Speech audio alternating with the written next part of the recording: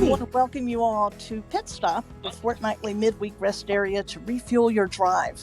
I'm Karen Commins. I'm an audiobook narrator and chief cartographer for narratorsroadmap.com and your host for Pit Stop. With me in the co-pilot seat is my lovely friend and award-winning audiobook narrator Anne Flosnik, who hosts the Narrator Uplift show here on Clubhouse. How are you this afternoon, Anne? Missed my cue. I'm great. Happy to be here. Well, that's okay. Yeah. Every other Wednesday, audiobook narrators who have careers beyond narration pull into Pit Stop, and they are sure to inspire you to follow all of your interests and use your talents and gifts. I want to let you all know this conversation is being recorded. You'll be able to re-listen and catch parts you missed. And feel free to comment in the chat and raise your hand in the app if you want to be part of the conversation, because we would love to hear from you. So thanks so much to all of you for joining us. I am super excited to welcome Amy Rubinate to Pit Stop. Amy is an award-winning audiobook director, producer, and narrator.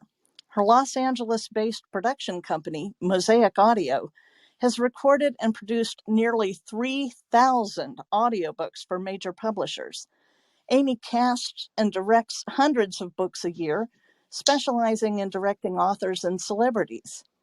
Amy received her MFA in writing for children and young adults from Hamline University, and her first grade graphic novel, Kate and the City of Fire, was just released on Monday.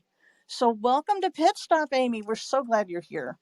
Thank you. I love your voice. I love how you softened it and made it excited when you talked about my book. I was like, oh, that's the most wonderful advertisement. Thank you. Well, I am super excited about your book. In fact, I wanted to have you on this week because to celebrate your book, and we will get to your book. I appreciate that.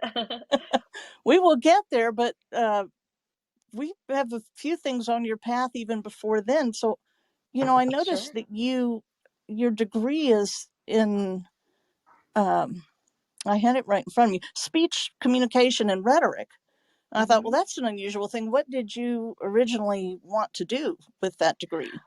Well, how did I even find it? Oh, I was in, let's see, I was at SRJC, Santa Rosa Junior College, and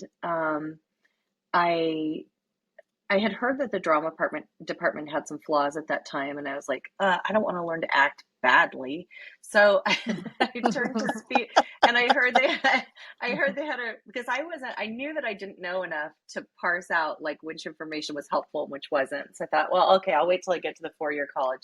And right now, I'd heard that the speech team was strong, and so I thought maybe I'll focus my attention there. I had done some public speaking in high school. There wasn't a lot. It's not like now where people have forensics teams, speech teams, and competitions. I came from a small high school. I'm not sure that stuff even existed then, but I did there were various civic groups that would host speeches every year, and I would do those. And I did a lot of 4-H presentations, 4-H demonstrations when I was a kid. And, it's like you do a speech with a bunch of poster boards, and I always won awards and had a good time doing it and felt a sense of prowess because I was able to use my sense of humor and make people laugh. And it was that first feeling of getting an audience in the palm of your hand kind of thing. So I felt that was an area in which I excelled, and I really enjoyed it. And I mean, one of my favorite things in life is to have people listen to me. So for somebody who likes to talk and has a lot of opinions, it's very gratifying. So I ended up on speech team, and I loved it. Just loved it. There was a lot. I mean, there were two there was speech for businesses. I can't remember even what that was called. That wasn't at my JC, but that was at the 4-year college that I went to.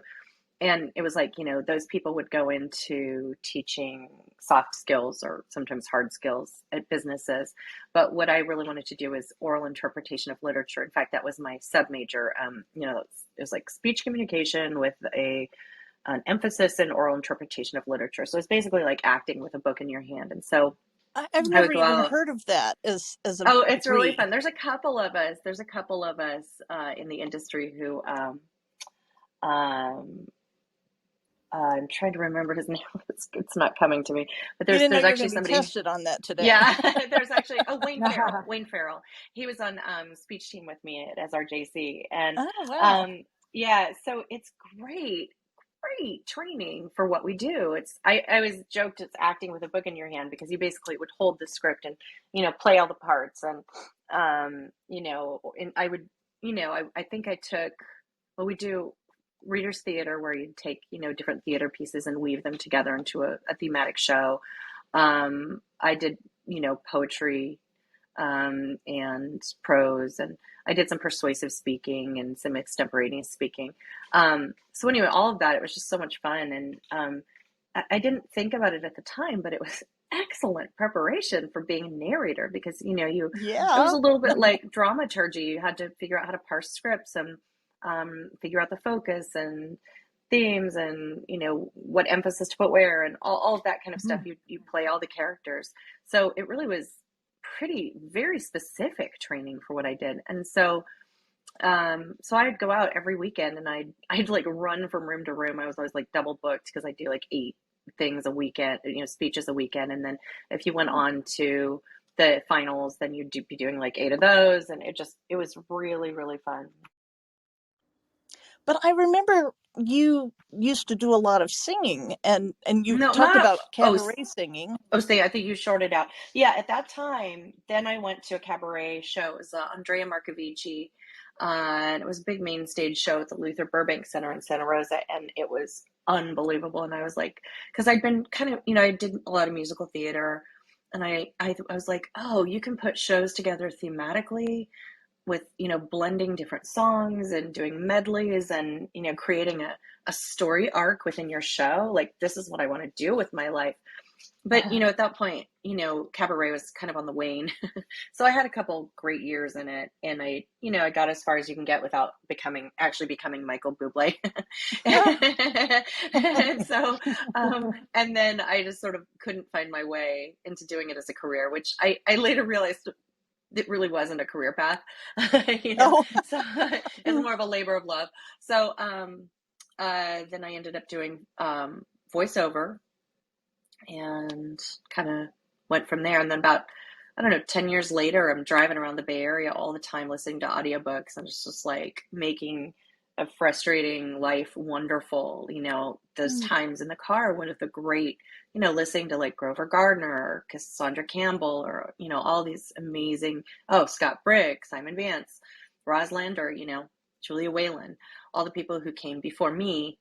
And I consider myself like old generation now.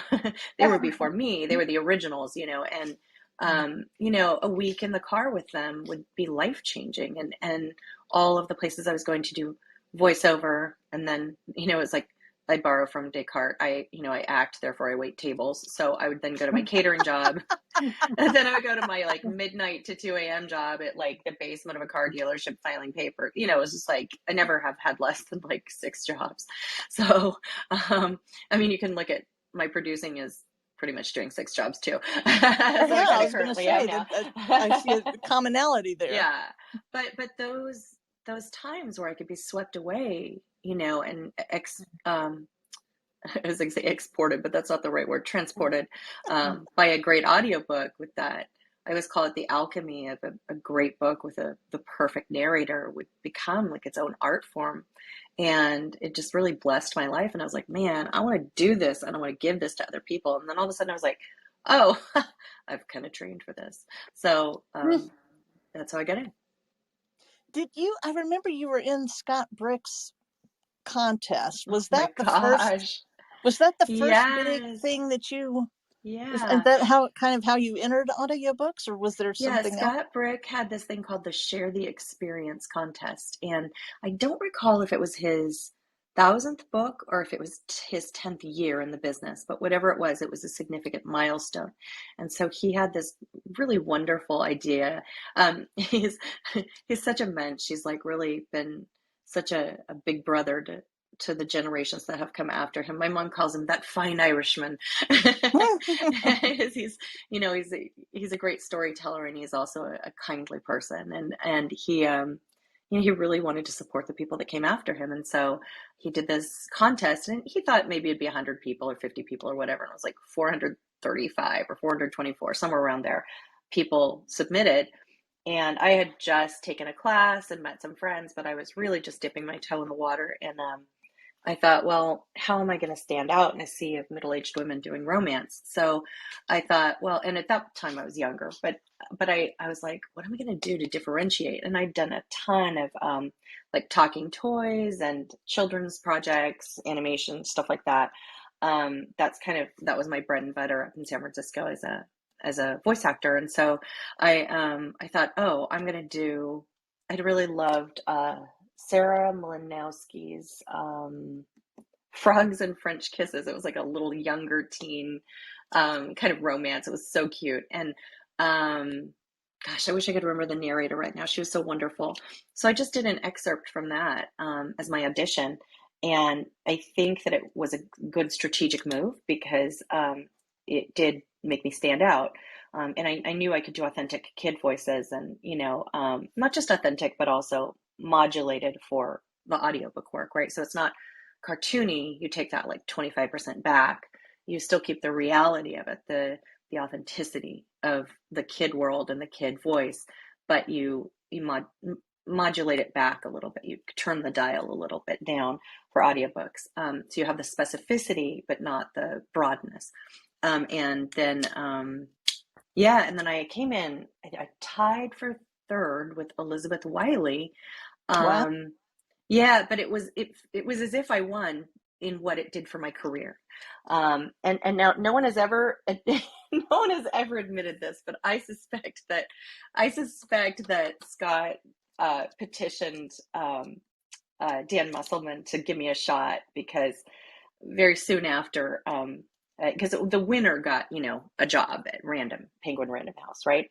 But I don't think there was any such thing for the people, the other people. So I have a feeling that there was a beautiful, wonderful, generous string pulled for me, and I got my first job doing a middle grade book at PRH, and then that was great because I started at PRH, so I could tell everybody, well, I started at PRH, and then they'd be like, oh, Yeah, you're I mean, hired. I started at the top, so. Yeah, it really was such a door opener for me, and I'll never forget it. I'm always thankful to Scott. And now he's marrying one of my best friends, so I'm also loving him for that. Well, and I remember I forget which APAC. I think that's where you talked about it, but how you researched publishers, because one book is one book, and it's how you then parlayed that into an actual narration career. So Yeah. maybe you could talk about that a minute. I always say I'm not the best narrator out there, but I'm the best hustler. I was always really good at getting where I was going just through sheer chutzpah and lack of inhibition, like determination. So my first proper APAC that year, and in fact, they announced who won at APAC that year. So I'd been kind of practicing with my group of friends. I always recommend this to people, like find your people who are at the same place as you, but like who have enough experience that you kind of trust their both their business acumen and their acting skills. Like, so you're not getting, when you get like a peer group of any sort, you want people that you can rely on, that you believe in, that you think are, equally or good or better than you. And so we did that. Rachel Fulgenetti and I had a small group of people, and we would do, peer group kind of stuff. We were friends. And so we would kind of be like, hey, how's this demo? What do you think? Should I do it in British? And people would be like, no, your British accent isn't nearly good enough. Put your best foot forward, like that kind of stuff. Or, I think you need to soften it up here, or you bled into the character voice, all the stuff that, you have to figure out when you're starting out. And so we really helped each other. And then I went to that APAC in New York, and I came like ready. There were no opportunities there were no real given opportunities to perform. So I brought like 6 scripts with me and thought, well, if an opportunity opens up, I'm going to be ready. And then when everyone else was going to, I can't remember what it was, like the, where the narrator, where a select group of high-end narrators perform. I was like, Mm-hmm. I listened, because I'd listened to like, I don't know, 1,000 books before I started. Like I'd been listening for 10 years and I was listening avidly. I was doing like 100 books, listening to 100 books a year because I was driving so much. And I didn't have a TV, so I was listening a lot. So I was like, well, I listen to these people all the time, but if I go to the concurrent class for mic skills, someone will. Amy, I think we lost you. You were saying you went to the concurrent session on mic skills. Yeah, my alarm went off. Can you hear me now? We can. Yes. Couldn't hear the alarm, but we now can hear Okay, you. let me make sure it's turned off. I can never figure out which button is snooze and which button is off. They make the snooze button huge and orange, and then the off button is really tiny and far away. So I always hit the wrong one, and then it keeps like annoying me for the next hour. Okay, so I went to the mic. It was like how to choose a mic session, and I thought, well, there's probably going to be opportunity to perform here. So like everybody went to this other thing. It was like me and like, I don't know, 30 people in the how to choose a mic class. But I thought, well, if there's going to be opportunity to get on stage, it's going to be here. So I did, and they were like, hey, does anybody want to try out the mic? And I was like, my hand shot up. I was like, I will. And then I thought that noise was you mowing people down as you ran to the stage. Yeah, figuratively, yes, it was. And so aggression has been my friend. We'll call it assertiveness. But friendly assertiveness. But then they were like, oh shoot, we didn't bring any scripts. And I was like, I have 10 of them. I did. And so I got up there. And then Laura Grafton, who was at the time with Brilliance, like scouted me. So I went back to my seat and she was sitting behind. She taps me on the shoulder and gives me a card. And she's like, hey, Amy, this is great. I'd like to work with you. I want to do children's books with you. And then it still took a minute to firm up. So I always tell people, they say, audiobooks are a marathon, not a sprint. But so is an audiobook career. So it still took like 9 months. Between then, I did my job with PRH, and then I did my first job with Brilliance, and then it was pretty much smooth sailing after that. Oh, but one thing that I wanted to add to the preparation part was that, so I'd listened to about 1,000 audiobooks, and this was in the years when, this was still, even before we were on the cusp of going all digital, it was like really CD-oriented industry. And so this was back in 2009. So I took I was going to be my 50 favorites, but it ended up being like my 100 favorites. So I took, re-borrowed those from the library or from my own collection. And I listened to the last track where it says who the producer and director are and where it was recorded and who the publisher was. And I made a spreadsheet and I put everybody I wanted to work with. And it was, it was so clear right away. It was like, oh, I want to work with Grover Gardner. I want to work with Dan Musselman. I want to work with, Elgin, John McElroy, and then I also had people I wanted to talk to. Like I had questions for John McElroy. I had questions for Karen Jakonski, who at that point had been Karen DiMattea before. And I'd said to them, like, when I met them, I was like, hey, why are your abridgments better than the actual book? Like, what are you doing different? Because at that time, people were abridging and those were abridgers. And so I got information on, so that was my first foray into starting to understand the industry, because I still have people pitch me and they're like, I work with Dion Audio. I was like, I don't care who's hiring you through Dion Audio. Like, who are you actually working for? You're working with Dion Audio, but who are you working for? And it would be like, and people don't know. And I'm like, you need to know that you're doing a book for Harper. You need to know that you're doing a book for Blackstone. That may be the company that's producing it or recording it, but where are you? Who are you working for? Do you know your producer? Who's the end client? Yeah, and that's the thing, is like, that information is, to me, shows me that people have taken the time to understand the industry that they're entering into. They understand who the players are, what they do, how they're doing it, how the pieces all fit together. And that spreadsheet really gave me a leg up in terms of that. And so I approached my first APAC, and of course every APAC after that, as if I were going to be a producer. And because I already had opinions about why certain things worked and why certain things didn't. I was also a casting director for children's toys and games, so I did a lot of directing and casting there. So I already kind of had a foot in that world, and I'd been an executive producer on a regional kids TV show and a script writer for that. It was very small potatoes. It was out of what was then US, wait, no, UC East Bay.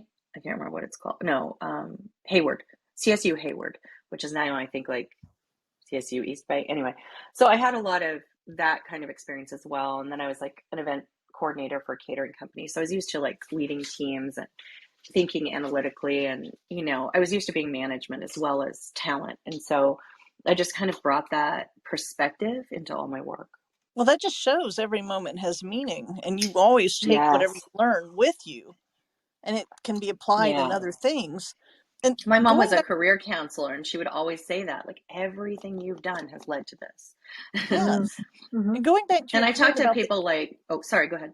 well, I was just going to say that going back to your point about the end client, I think people are reluctant to say I worked for Harper when it was Dion who actually, or Mosaic, who actually Oh, thank cast you. them for that book. Well, yeah, So but that's the thing is like, I mean, like I've cast 100 books so far this year. And it was so funny. I was having a really down week, and I was feeling bad about myself, and like I wasn't accomplishing anything and just I feeling cannot stuck. know And why you would think that. and I was feeling really stuck, and I moved some books that I'd cast over. I'd moved some lines of spreadsheet over from the casting spreadsheet to the has been cast spreadsheet, and I was like, oh, holy shit, I've cast 100 books this year, and I felt so good. I was like, okay, maybe I had a rough week, but like, look what I accomplished. but so out of those 100 books, I cast those, and I produced many of them. I directed some of them, and I will take credit for my part of it when they win awards. But it's important to know that while you're working with me, you're working for the publisher. So I try not to take too much credit or too often. And like when there's an award, it's appropriate for me to take credit, or when there's something that's really special to me, I'll post about it. But like, it's not my win. It's the publisher's win, and I am a vehicle to make that happen. And so it's just really clear to me too that I serve at the pleasure, right? And I think that's important for narrators to know as well. I always love it, by the way, when they do an at Mosaic and an at Amy Rubinate, like, thank you for casting me. It was so much fun working with you. I always, get a big warm fuzzy when I see that, and it makes me happy to get credit. But it's also important to know, it's important for, if you're going to do that, for at Harper Audio or at Tantor Audio or whatever it is, to also be on there, because ultimately that's the person who you're working for. Even if my company is paying you through our union contract, that's the ultimate client is the publisher. And so I try to make those distinctions for new narrators, like know the chain of command, know who you're working for. You're at my studio. We may be the only person that you're talking to, but it's important, and you can always look that up. If you don't know, if it's like a vacuum, when the book comes out, look it up on Right. Amazon and see who the Right. publisher is. You can see who the print publisher is. You won't credit that person because sometimes you're not working for the print publisher. Let's say it's, I don't know, some random publisher, and say Brilliance or Podium or whatever has bought the audio rights and is doing the audiobook. That person would be the audiobook publisher. So you wouldn't be like at Hachette because they're the print publisher. You look at who the audio publisher is, and all that is available that information is available on Amazon if you sort by audiobook, and that information is available on Audible if you click through on the click the picture, the cover image, and you can go through and see that. So, but those things are important, and it really is it's things like going to APAC.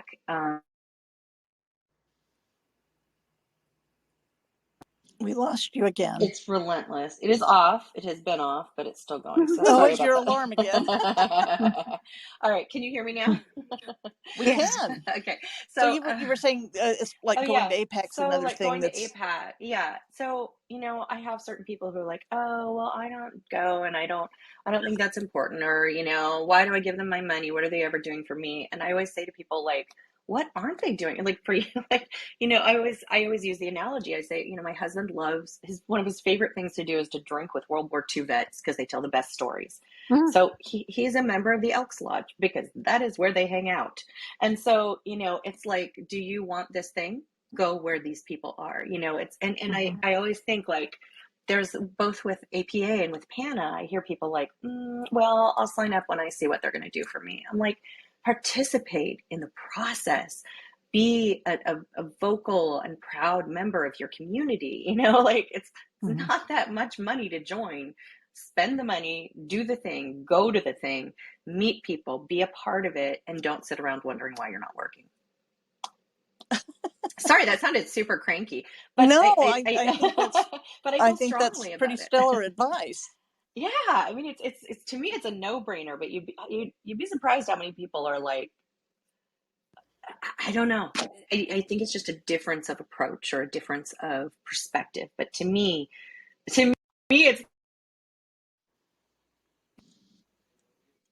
Are you still there? Somebody just called me and I had to decline. Oh, Okay, carry on. Sorry. well, this might be a good time to talk about you moving from narration to producing. So how did it come about that you bought Mosaic? Well, I started so you have to understand the time in which I came up was the very fringe end of the heyday of the old days of audiobooks.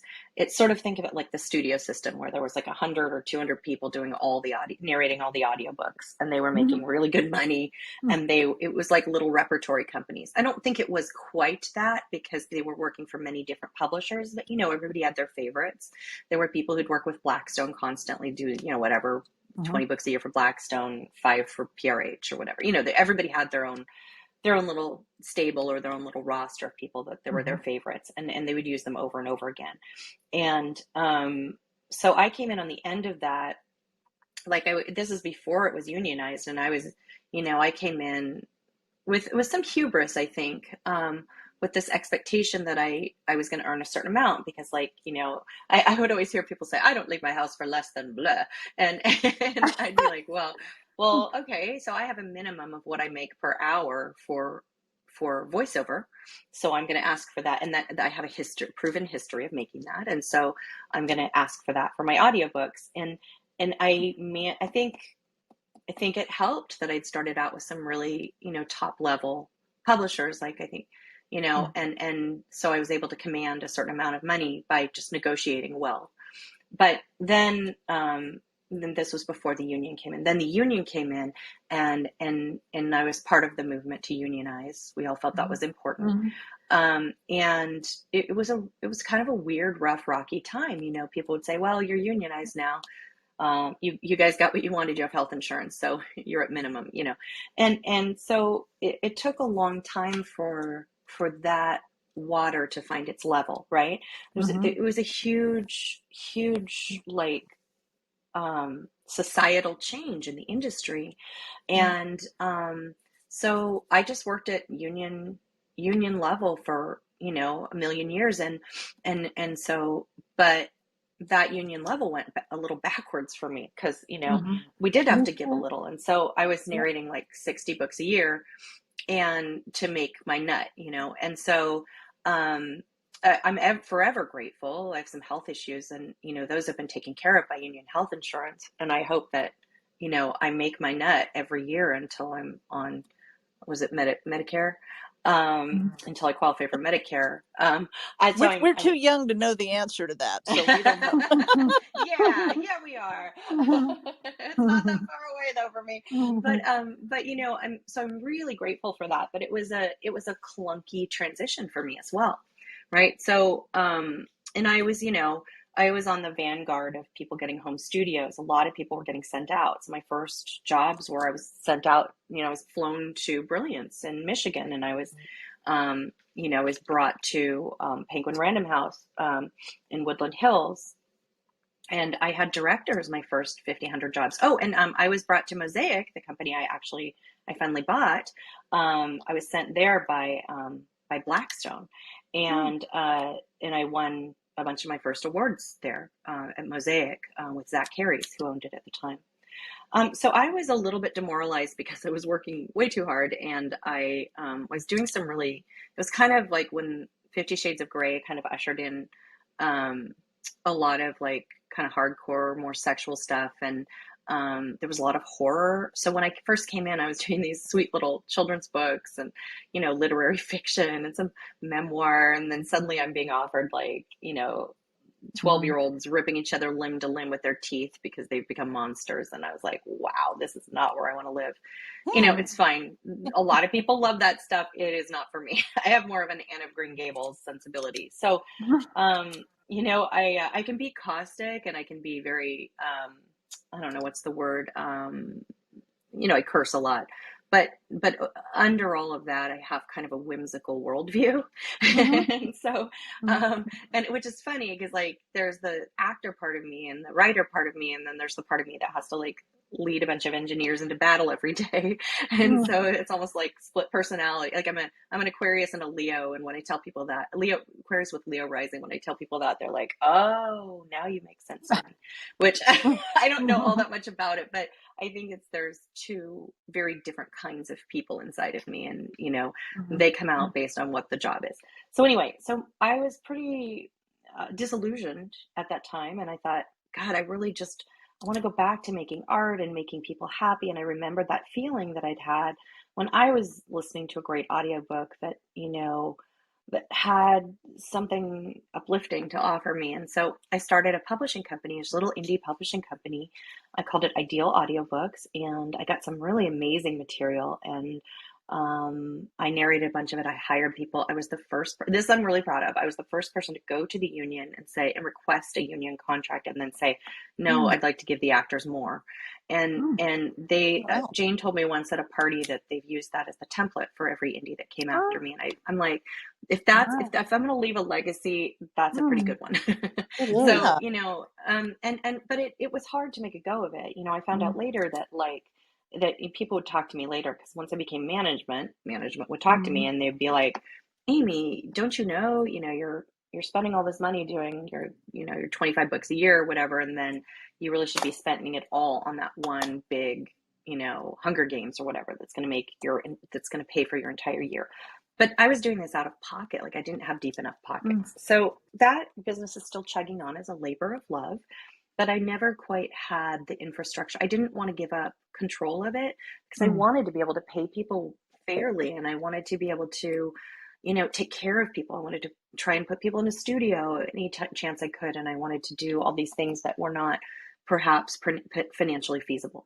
So pretty quickly I realized this was not going to be how I was going to make my living. So it's a labor of love. I still do, I have to narrate actually a book for it tomorrow. A little behind.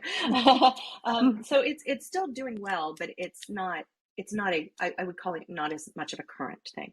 So I do maybe 2 books a year. And so currently, so I bought Mosaic Audio from Zach. He had decided that he wanted to move up to San Francisco and become a computer programmer. And That's a shift. I had become an engineer and a director at his studio, and I was directing Aaron Bennett that day. So I directed all of his authors.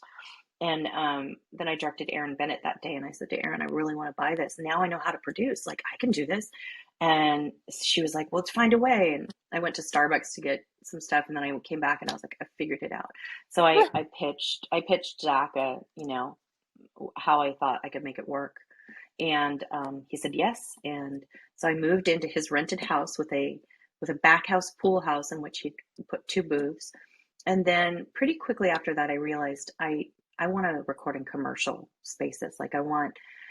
I want people to have good air conditioning, and I want people to have a nice, well appointed commercial professional space. And so even though we continued, I still put like my friends in there a lot and did that for a while up until the pandemic. I really wanted a place to put, we had a lot of very high end celebrities coming in, and I wanted a place to put them that, you know, that honored that their stature in, whatever industry that they were in, and whether it was, the movies or business or whatever. And I wanted the working narrators to be able to have a good experience. And so that I just kept trying to like better the situation of everybody involved and make it nicer and make it, you know, um, and that was a little hard for me for a long time because I forgot to make it better for me. Yeah, I remember you said that at an APAC, that Yeah. you were kind of looking to make Yeah. a space that you wanted, that Yes. And you so hadn't I've been able to righted that find. ship. I've righted that ship, but it took me years. And I had one guy step up and really kind of partner with me on the running of it.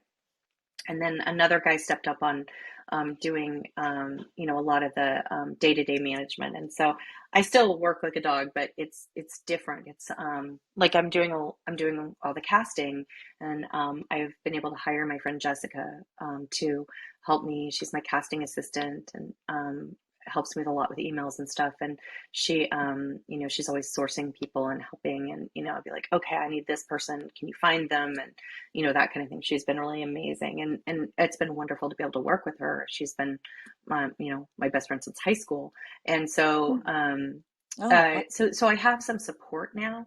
It's still way too hard of work, but it's manageable, and I have a team of my team right now is amazing. Like, just we have a no assholes policy, and so it's just, if you're a hot shot, or you're not going to be kind to people, or you're going to think your method is more cool, so you're going to use that even though we have reasons for you to use ours. Like, there's just no room for that. We don't have time, and we want to work with nice people. And so the people that we've kept are just like what I call, they're good eggs, to use a 50s term. They're like kindly people who care about the safety and the mental health of the narrators, and like care about the jobs and getting it right.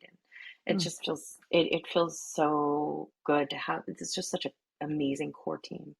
But that was part of it too, is after the pandemic, I made it a little smaller, made it a little tighter, because we had an A team and a B team before the pandemic. And I was like, this is not how I want to do business. Like, I wanted to be all A team. But you can't expand too broadly, or you have to have layers of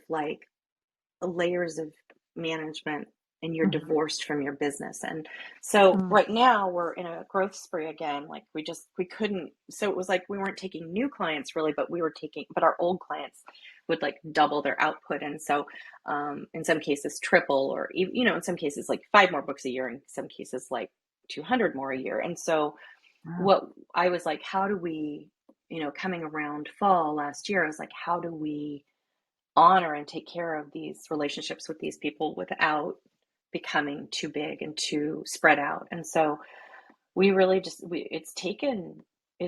been a little bit of a, I don't know, I call it growing pains, the last 6 months or whatever. We also had 3 of our studios flood, so that was really fun during the storms. And so it's been really brutal. It's been a tough 6 months for me, but we have been able to honor all of our commitments, and we've been able to bring everything to a close. We've expanded. We have more studios. We fixed flooded studios. We expanded out, but still with this like core team and a few carefully chosen new people. So it was real rough, but just growing pains are always painful. But it was I feel so happy with where we are now.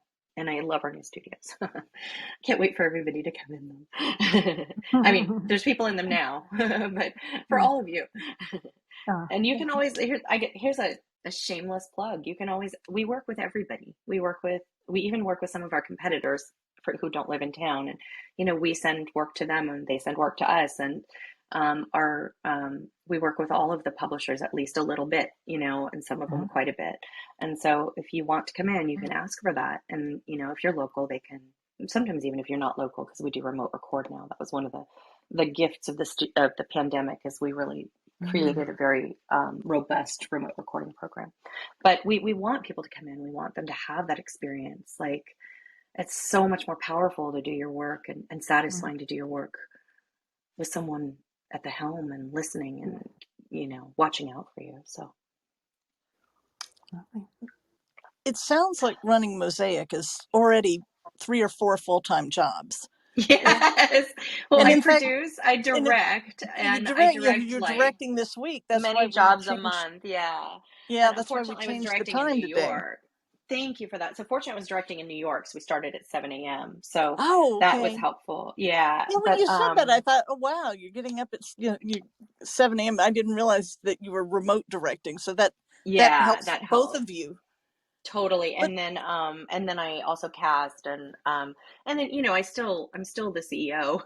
There's a lot of I'm doing less of the nitty-gritty, like the scheduling and stuff, but still a lot of the, like the AC went out in one of our studios. Like, you never want that to happen in the middle of summer, but it is a risk when you live in LA. So I had to handle sure. that. And there's just all kinds of things that come up. So I have to handle So, those. I'm still the buck stops with me. well, so you're doing your four full-time jobs at Mosaic, and then you're being a narrator, and somewhere along the way you said, I need to go to Hamline University and get my master's in fine arts. I mean, I Yeah. don't even know Well, how you fit this in. that one had a very specific title too. It's like MFA in writing for children and writing for children and young adults. So it was very specific focus. Yeah. So well, I mean, I was honestly, like, I worked 18 to 20 hours a day for at least 4 or 5 years. The first easily 5 years of Mosaic. Then it kind of went down to like 15, and it's kind of at a normal level now most of the time. But I I was, just shriveling up inside, and I thought that, and Paul had, stepped up and been helping me, and I thought it was like the first moment I had 2 hours to, like, to myself. I was like, I have some time. I'm going to go to grad school and study children's, because I'd always wanted to write children's books, and I'd always written children's books, but I could never find my way because I hadn't studied writing. I hadn't even studied English in college. I mean, I took a few classes here or there. I didn't know how to write properly, and I always was very hung up by not doing it right. Like it's always been very important to me. Like, people would say, well, why are you killing yourself trying to be a professional performer? Like, why don't you just do like, community theater? And I was like, from earliest childhood, I remember my mom, there was a woman in our hometown, and she was an amazing performer. And my mom said, oh yeah, she had a professional career and she gave it up to marry a doctor. And, and, Because that's what women did. yeah, but she still was a baller. I mean, she was an amazing woman, and she did a lot for our theater community. So I don't know that in her mind she gave anything up. But in my young brain, that message stuck, and I was like, no, I'm going to be a professional. And it both helped me and harmed me, right? So like I always sought credibility and getting to the top and getting to that destination where I could be real and taken seriously and make money at it. It was really important to me to make a living at what I did. But, I think I gave up quite a bit too much. I don't think I would change my path because I was always restless. I have ADHD. I was always like seeking the next, emotional high. And I was always seeking this way to express myself and in the most complete and, satisfying way possible through performance. But I think we give up so much, don't we? So for me, it was like, what can I give back to replenish my shriveled soul? So this was the thing that I wanted to give myself. And it, it's funny. I think about it now, like, it felt inevitable. Like this always felt like the thing that I dreamed about and yearned for, the performing. But the writing always felt like just who I was. And it felt like, of course, someday I'm going to do this. But I could never figure out how to get there. And I really needed some serious training. And so I went to this one college first, and it didn't do it for me. They were really into like being fancy, but they they didn't get down in the dirt with me and teach me stuff, as much. It was very presentational. So I switched to Hamline, and the lights came on, and the the music swelled, and I got the experience that I wanted, and I learned so much, and I studied with these amazing people. In fact, some of my authors have come into my studio, and I've been able to direct them. One of my engineers is the son of an author that I went to school with, and he's amazing. We love him. Oh, cool. And and so there's been all these, and we do the books of so many of the authors that I studied with, and so I'm able to email them and be like, hey, what did you mean about the, I have a direct line. They're, we're contemporaries now. That was the most amazing thing. I said to one of my teachers, after school, I said, can I hire you to teach me more? And she goes, Amy, you need to understand, you have the same education that we do now. Go out and become our contemporary. And I thought, it was a very lovely thing to say. It was still not true. I still have miles to go, but don't take credit from yourself. I mean, she's telling you the truth. Yeah, it changed the story. It changed the perspective. And so it's been just fun to experience, delivering their work and making it happen. And one of them, Alana K. Arnold came in. I got to direct her on a forward, and she was so amazing.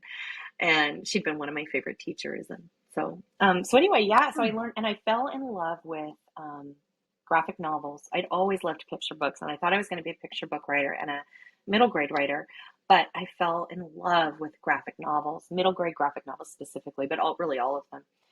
It's such a particular and positive and powerful genre and form. It's like that you're getting people on the cusp of growing into themselves, and something about the combination of story and visual, together kind of helps them get there. I think about Roller Girl, which is one of the first ones that really spoke to me, and how I would have loved that as a 10 or 12-year-old, and how it would have helped me.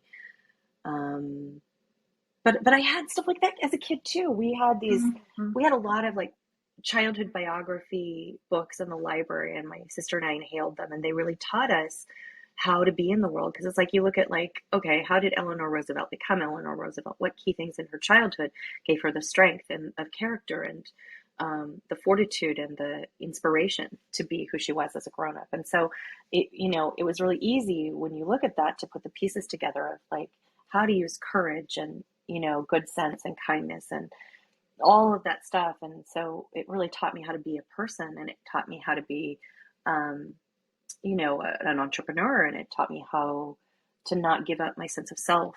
And so I hope to give that back to the kids. So when I was asked to write, so this wasn't a traditional writing assignment. So where you write the book, you pitch it to an agent, the agent pitches it to a publisher. The book that I did is for Capstone Press, and they are it's like a book packager is the category that they're in. So they come up with a series, in this case, the Girls Survive series. And so it's girls surviving 9/11, this girls survive, in my case, the Great Fire of London in 1666, and they'd say, hey, we'd like to hire you to write a story about the Great Fire of London. And so they'd say, here's your parameters. She has to be between 10 and 12, and she has to survive on her own ingenuity and resourcefulness. Go. And so I had all the autonomy and creativity of building that story myself, but with some guideposts. It's this many pages, and you have to have this many panels per page and that kind of thing. So, but it was the same kind of style or genre or thing that I grew up with, how these girls navigate an unfriendly world or a hazardous world and use their wits and determination and resourcefulness and kindness and initiative and inspiration to get through it. And so I feel like I'm carrying on this grand tradition, and it feels so wonderful. And also I love that my first book, I didn't have to really market it. I mean, I am anyway, but it's this is someone else's responsibility. This is work for hire. They paid me well, and I got to write a great story that I'm really proud of. And so it feels like also a middle step, and going from school to to writing professionally. It's a first foray into that world. And now they've hired me to write a book about Titanic, and I'm midway through that one. Yeah, I'm really excited about that one Oh, too. that is wonderful. And I wondered how you came up with the title of it, and I mean the whole Oh, the concept. City of So Fire? Well, yeah, they I have mean it's like name and the something situation. And I came up with all these titles I wasn't really happy with, and all of a sudden it just like burst into my head like a flame, and I was like, "Oh, that's a good title." So I pitched it to them and they kept it. And I was like super proud of that, because I'm like, that's a compelling title, you know. Yeah. And that's what it was like. I mean, this whole city was on fire, and it, you know, it's like walls of flame, and how do you navigate that? How do you get out? well, and And so, it's set in go ahead. September 1666. That's what was really surprising, that you were choosing this moment in history, and I was wondering, It was was it a chosen for real? me, yeah. Oh, it's real, but it's, you know, and so I placed it with you know, someone outside the city, so didn't know how to navigate it. So and this came to me so easily. And here's the thing, also about work for hire, like I didn't have to worry about my legacy, or if I was doing, you know, if this was the work of my heart, or if this was the story I was born to tell, or all of that. I didn't have to worry about any of that. My goal was to tell a great yarn in an efficient manner that would draw people in and take them somewhere and give them some, you know, information. And so, and make them feel something. And so it took away all the stuff that makes you, it gives you writer's block and makes you nervous and makes you second guess yourself. And the story just came to me in a flash. And I didn't change very much about it, except in my research, I added a chimney sweep. I think it's important to have, you know, a boy character too, you know. And so I gave her, you know, someone to journey on this with her. And so, you know, some things came out of my research, but the story itself just kind of came to me fully formed. And it did as well on the Titanic. And it's been interesting. I've spent weeks second guessing myself and thinking I needed to change it. And then I was like, no, this is a good story. It's a good outline. I like where it's going. You need to trust yourself. And so this has been a real growing experience and learning, you know, how to trust myself as a writer. And then I need to apply that to my work. Like I have, you know, I have a completed graphic novel that I stopped pitching to agents during the pandemic, but I need to get back to it. It's set in the gold rush, and I love it, and I'm proud of it. And so I need to get back to it. I've learned some things. I have another rewrite to do, and I need to get my courage together to go out there into the big unknown of, you know, pitching to agents and then getting a publisher. But it's a world I want to keep living in, you know, historical fiction and graphic novels.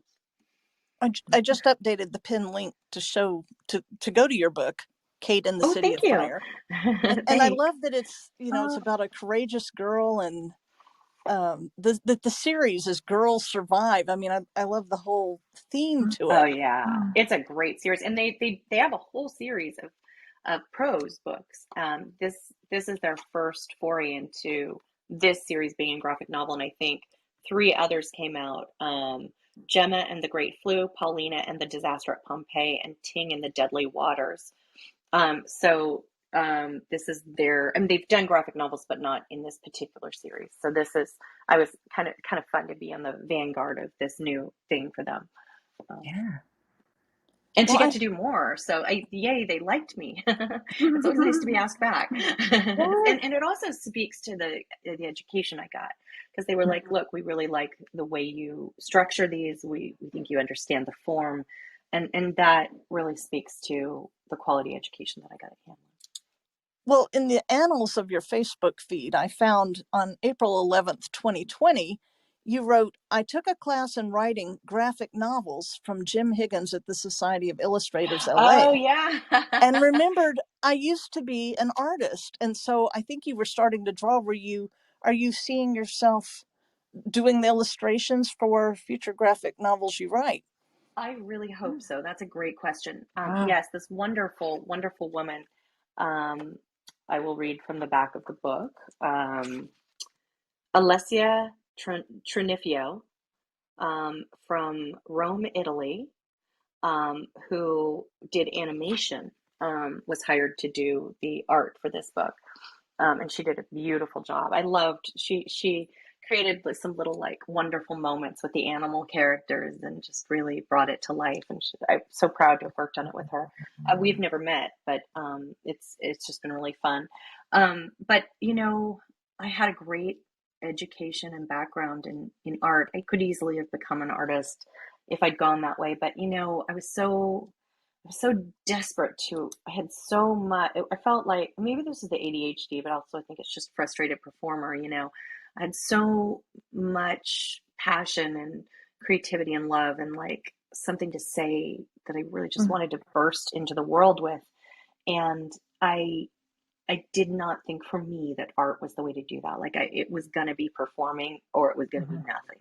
And so I just let this all go to the side, and I've been working on it again. And I can see how like the good training that I got in high school, I had some really good teachers. One was my dad, actually, who taught us from drawing on the right side of the brain when I was in his 6th grade class.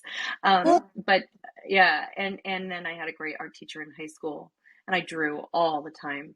But also one of my close friends was an artist. And so I think also that was like, we each had our own lane, and so like, and she was clearly miles ahead of me. So that it just was like, but I think it was more that I just wanted to perform more. And I had, this thing is too hard.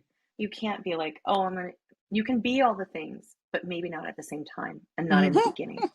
And so I remember going to a cabaret of Udo Lemper, who is just like one of the goddesses of singing. She's a German singer and does a lot of Kurt Weill shows, and she just is an international star, and in a world that barely exists anymore. She does concerts, cabaret style concerts, but like on main stage shows. Like I saw her first at the San Francisco Symphony and during a Pops show.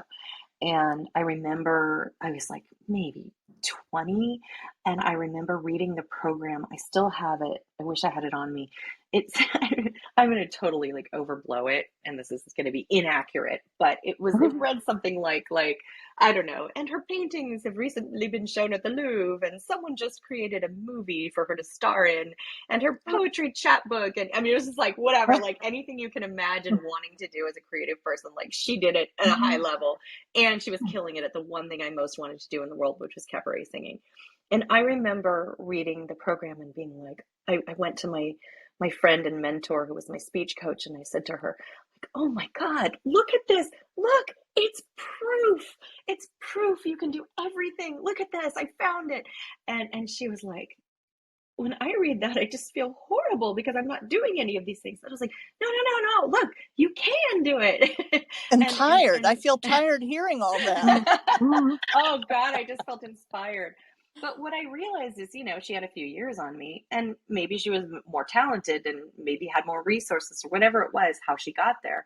But now I'm seeing like, if you go in waves and phases, it's possible.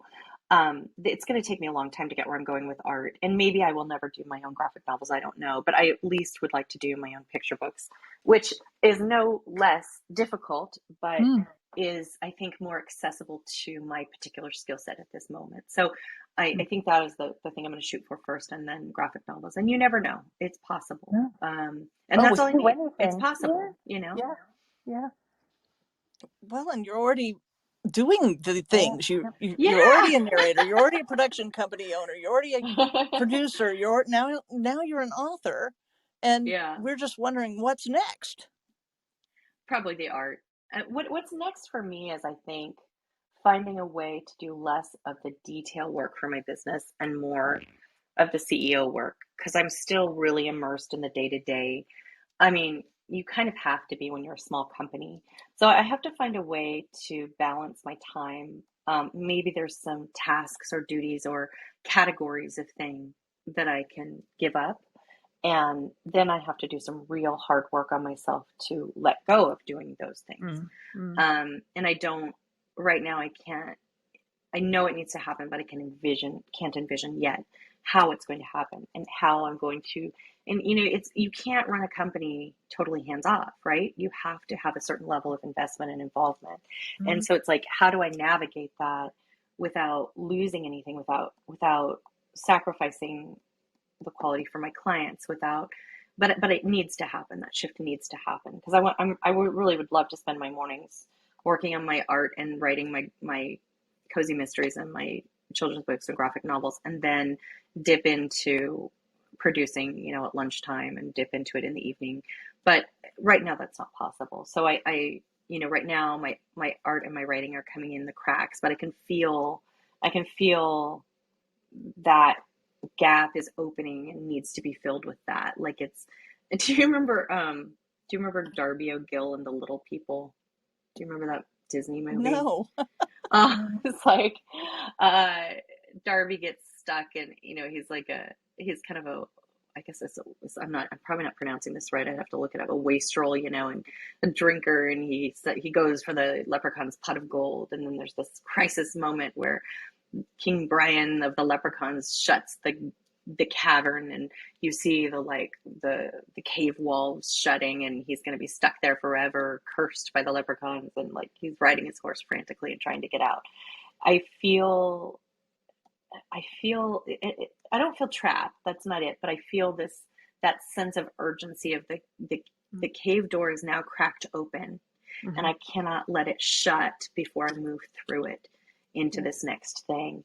And I have to do that while still retaining this other thing. And so that's, for me, I have no idea how I'm going to do it, but I'm going to do it. So that's my big,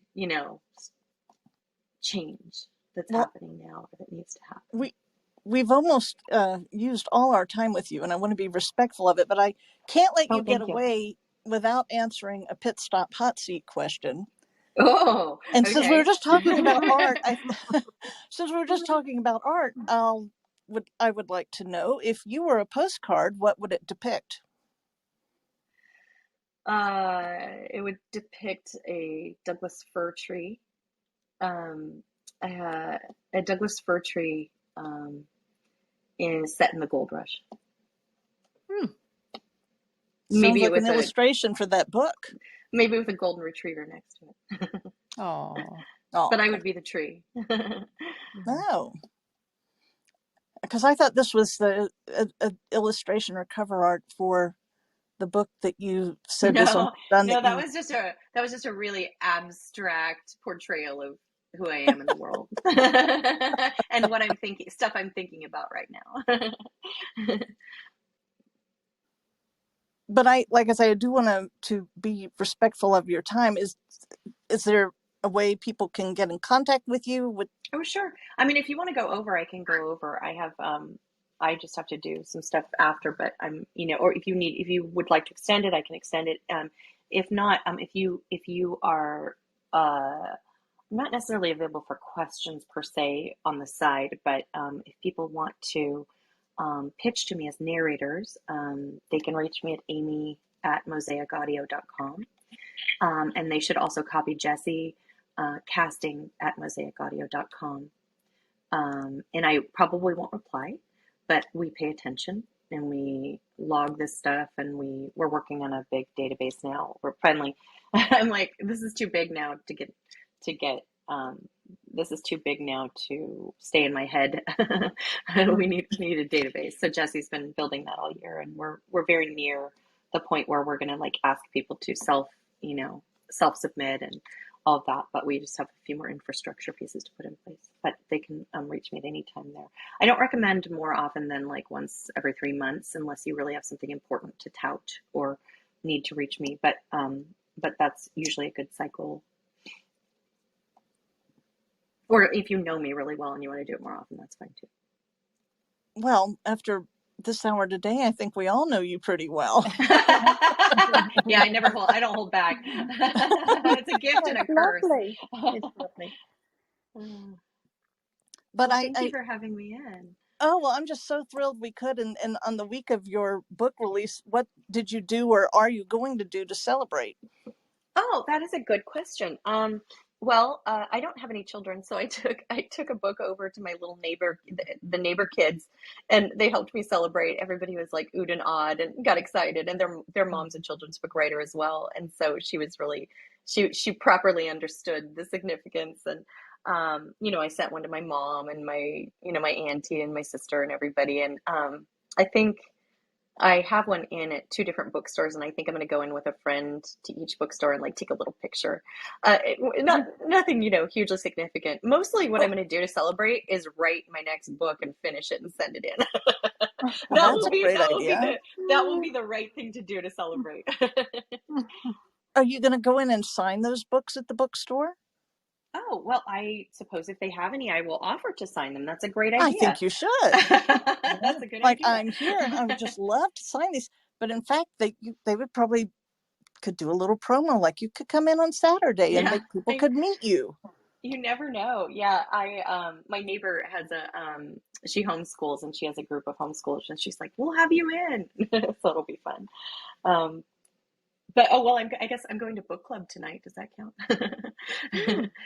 Well, but, yeah, are you taking it for show and tell? Oh, I probably should. That's actually a great idea. Yeah, you're right. That's a good idea. Cool. Thank you. You think of all the good things. Promotion's the name of the game, girl. You know that. Yeah, it's true. But we have kept you long enough, and so it is time for everybody to get back on the road. Back to work, back to their narration. Well, not Thank you for here coming. on the East Coast. It's dinner time. There's no more work time here. But I love a world in which you get to break for dinner and then you're done for the day. Right.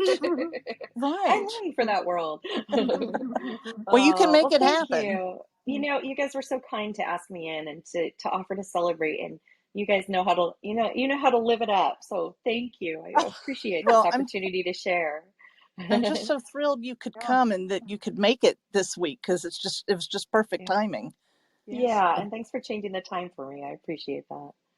So happy to do that. So happy we could work that out. And this recording is going to be available on Clubhouse later today and in the near future, probably sometime next week. Oh, cool. I'll post it with a transcript on Narrator's Roadmap. And I'm thrilled to report, as of today, Pit Stop is coming soon to your favorite podcast platforms. So we actually got them launched out into the world, the first several of them. So that's pretty exciting. Wow, that's really exciting. Yeah. I can't wait to hear more about it. Well, that's very cool. Well, I know you do such amazing things with Narrator's Roadmap. We are all so grateful for that. Thank you. It's just so helpful when we have serious narrators who are new, but also when we have non-serious people who are like, get rich quick. And we're like, really? You think so? Here, why don't you check this out? And once you've read every single article and watched every single video and coached with a few people, then we'll talk, It's just so amazing. It's kind of really separates the chaff from the wheat, And I send them to you, and I send them to narrator.life. And I say, okay, if you're serious, these are the places you're going to go, and this is how you're going to start. But it's so nice not to have to teach every random stranger in an email or a phone call, Well, I appreciate you saying that. It's a relief, and it does separate the chaff from the wheat. The people who are really were just dilettantes looking to make a quick buck are like, oh my God. Yeah. And then the people who are like, this is exciting, I can't wait to dive in more, then they have an avenue, so it's really helpful in a lot of times. Are you noticing a big influx of new narrators, Amy? Have you seen any since SAG-AFTRA strike? Yeah, that's kind of soon. I mean, a couple people. I mean, I've had some people want to come in and engineer, but I just hired a bunch of people, so the timing was off. But people who are usually in TV or film, and then not too many. I have one celebrity that I've been mentoring because she's very serious. Like, she came in the first day and was like, I want to do this for real. And I was like, okay. And she had mad skills. Mara Wilson, she was just really good. And I was so lucky I got to direct her on her first 5 books. And, so I said to her, like, you're the real deal. You have been doing the work. You've been putting in the time. You're a celebrity, but you've also been, you've been doing the work. You've been putting in the time, and your prowess has just grown in leaps and bounds in this particular art form. Like, there's, now's the time for you to say, I've been here doing the work, because there are going to be a lot of celebrities coming in who do deserve to be here, many of them, but haven't put in the time and She who did. Yeah. haven't, who haven't had that dedication and that interest up until Mhm. now. And so I'm like, the people who are doing that, who are in that category, now's the time to like say, we've been here, we're one of you, Mhm. and I think that's important for them because they, they're for real. They did this, they Mhm. did their Mhm. time, and it's Yeah. going to take everybody else a long time to catch up to the kind of output and prowess and skill and Stamina. understanding of the industry is like Yeah. that all the working narrators have had all these years. So I don't think it's going to be a big influx unless this carries on for a long time. Mm. That's a very interesting perspective, a very valuable perspective. I hope it's comforting because I know people It are is. worried, like, oh God, Yeah. is everybody going to take our jobs? And I'm not seeing, I mean, we've always had, we're a studio Mhm. that caters to, high-end narrators, to authors and celebrities. And so that's been always a Mhm. very large part of our work. But, there are many that are amazing, just authors I wish I could just hire, they're so good, but, that's not their field. And so, but our job is to get them to a professional level within the first hour, Wow. so we're Giddy really up. experienced. Yeah, we're experienced at working with them, but I haven't seen the flood that maybe everybody has been fearing. Mm. That is very comforting. Yeah. Yeah, I hope so. I hope so. But things are what they are, and there are always, it doesn't matter what field you're in, nothing ever stays static, so you have to keep on your game. It's And so true, Anne. yeah, Yeah. yeah, yeah. And I think that's why I think one of the questions that Karen sent me is, what do you advise for people looking for change? And I think that was one of your pre-questions you sent. And I would say, take your curiosity, take your existing fields or moments or the things that pull you, the things that you feel are missing. The whole reason that I made this transition is that because there were things that were missing or broken in the industry. I Mm, saw this possibility. I took a class with Michelle Cobb and I thought, whoa, there's a path. I can fix the things that are wrong. I am empowered to do something about this and create change. And so, Michelle mentored me into doing that. And, um, but it came out of my curiosity. It came out of mhm, my dissatisfaction. It came out of my passions and enthusiasm and the particular perspective that I brought to this world. So I'd mhm, say to people, like, really dig in and explore yourself and follow the tickle, the little glimmer of something that's calling out to you. And, think about the things that are dissatisfying to you. Do you have the ability to fix them? How could you fix them? How could you contribute? Or, there's just so many ways in which you can contribute and bless and benefit the industry that you're in. Even if it's just like mentoring new people, there's the APA has that a mhm, DEI mentorship, and I believe PANA does as well. Like, these are ways that you can give back, that you can solve mhm, problems, that you can close gaps that you're worried about, and those things could turn into a vocation or an avocation, or just simply be something that you do to add value. You're there, you might as well add mhm. value, beyond Yeah, what you're doing yeah, for a living, yeah, yeah. so. Yeah, But I you've saw always your been so video for the wise. Yeah. APA, for the casting video that you did. That was really excellent. Sorry, Anne, Oh, I thank didn't mean to you. interrupt. That's okay. No, no, but Amy has always been so wise, and I mean, the fact that you even thought to reach out to Michelle, because you were one of the earliest kind of entrepreneurs, I would say, with narrator Yeah. entrepreneur. You were. I was actually, well, no, Scott Brick was before me, but I think I was the first to try and start a like full on company. Yeah, Um, yeah. And yeah.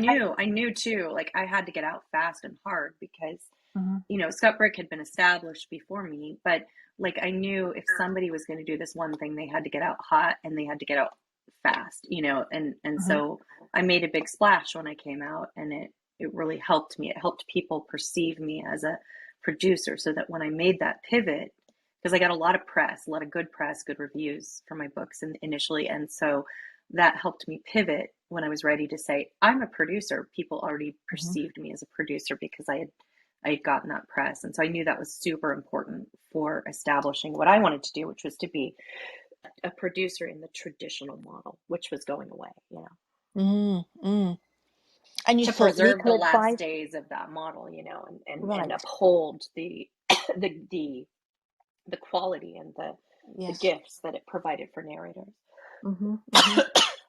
Yeah. Well, I'm full of admiration for you because, you know, like I said, I come back to this, the wisdom of the thing, because it's fine to have knowledge and can-do spirit and all of that.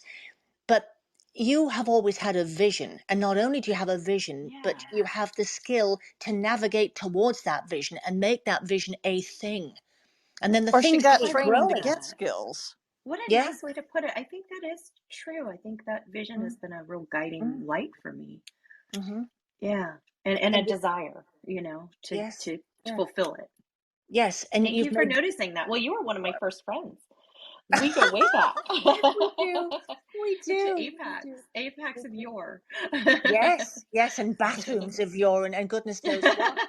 Yeah, That's where all the good conversations are happening in. I know. And I remember you telling me about, you know, your idea for your company when it was just a twinkle in your eye.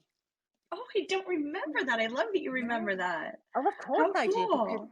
well, yeah. I mean, Lord, if I had any gumption, I should have done something like that. But yeah, no, It's a hard path, though. It's not. It's funny. I had someone call me and they were like, "What should I do to do this?" And I was like, "Is there anything else you could possibly do with your life?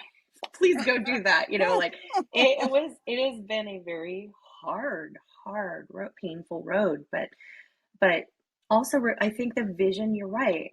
Holding that vision in front of me like a beacon has been the saving grace because I had a mission that I wanted to accomplish. And I think all of my team members are people who hold to that vision of quality and caring and, like, you know, taking care of the industry and preserving the quality and preserving the methods. And, you know, it's a craft, it's an art, but it's also a craft. And I think that really helped me get through how tough it was. But don't get me wrong, it's tough. Like it's almost impossible. And you know, I've had some help along the way. I've had some guides. I've had some moments of, you know, grace where, you know, people have come through for me at the last minute, or I've found the path. But it's I don't know. It was very much the hero's journey with all the pitfalls, and you know, you know that trajectory and that arc, and how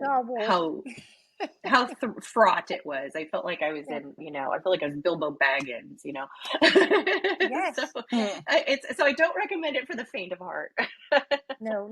And obviously with all the changes that are being made too, like that path is going to look really different for somebody else. You know, what was your path, Amy? Can you give us just a kind of, I know you can't tell us every twist and turn, but what was the basic of it? Was it starting first by you had a conversation with Michelle, or was it something else? It really just came out of me. I really ruminate on things, and I think a lot about, I write a lot about, like, how can I solve this problem? No, I think it's kind of all the things that I said, like just worrying over how to fix things that weren't working, and how to get where I was going, and how to make things happen that weren't happening, you know? Right. Like the inspiration for Ideal was there was all these amazing books that weren't being produced at that time. That has changed. And also, I really felt like there was a lot of discontent among the narrators for the type of weird books that we were doing. And I was like, gosh, I just want to, if the narrator's having a great day with a great book and the proper support, the audience is going to have a great day listening to it. And so it was this sort of feeling of like, if we have a holistic process, everyone's going to benefit, you know? Yeah. That was sort of the jumping off point. Yes. Well, and I wanted to in go a back nutshell. To your point about following your curiosity is part of the reason that Anne and I started doing these Clubhouse shows, because there were a lot of people that we wanted to have these good conversations with. And speaking of that, so Anne, who's coming up tomorrow as the guest on Narrator Uplift? It's Jess Herring, the Empress and creator of the audiobook empire. Empress, I love that. I wish I'd thought of that. That's brilliant. Well, you can be the majesty of Mosaic audio. Oh, Love it. So you're all choked up about it. Well, that sounds really fun, you guys. I can't wait to listen. oh, All right, thanks. I'm going to have to sign off because I'm going to Yep. probably have a coughing fit soon. So, how do I sign off? Well, I'm going to close the room in just a second, and that will take you off. Oh, perfect. Thank you. You do all the hard work. I appreciate it. Right. So we are ending Pit Stop, and I hope everyone will take another road trip with us on August 16th when we talk with audiobook narrator and singer Erin Bennett. And in the meantime, I hope you all find joy in every journey and live the life of your dreams. Thanks again to Amy Rubinate for this delightful conversation, and congratulations again on your first Thank book, you. but we know more are coming. Thank you for celebrating with me. And everyone such a happy everyone time. listen to Erin Bennett. She's one of my dearest, oldest friends, and you're going to love everything she has to say because I know I do. Well, that's great. All right. And Thank thanks you, again Amy. to Anne Flosnik for your questions and great support, and to all of you in the audience for spending your time with us this afternoon. I hope you have a wonderful week, and we'll look forward to seeing you soon.